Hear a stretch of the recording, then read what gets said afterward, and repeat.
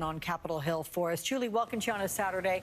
There have been a lot of new developments. Yeah, Alex, let's start with what you just mentioned, that meeting, because it's perhaps the biggest news and the biggest takeaway in the last couple of days of action for the January 6th Select Committee. In a new batch of subpoenas they issued yesterday, they outline a direct link for the first time publicly between former Trumpers talking about is the fact that Mark Meadows did an about-face. He's now not cooperating with the committee again after beginning to, and the committee is set to vote to hold him in contempt of Congress on Monday, their third vote that they have taken in the last couple of months for Trump aides who have not complied with their subpoenas. Alex? Okay, Julie Tsirkin on this investigation. So walk us through the highlights.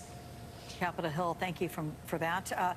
We go from there, everyone, back to Mayfield. Haven't yet heard back from him. We're also out to the former chief of staff himself. But look, this is that 38-page PowerPoint presentation, unlike any other PowerPoint you or I have ever seen, I'm sure, in class or anywhere else. And it basically outlines all the ways that former Vice President Mike Pence could have stopped the election certification from happening on January 6th. It includes options like the President Trump declaring a national emergency to stop that from happening. And the Washington Post is reporting that Waldron personally spoke to Meadows about this PowerPoint. Now, where did or so since the election of 2020 that sort of circulated in these election fraud claims? He's spoken to former officials, the Washington Post reports here. But let's listen to Congressman Raskin, a member of the committee, to my colleague Garrett Hake, because he still thinks this week was a big win for the committee. Listen.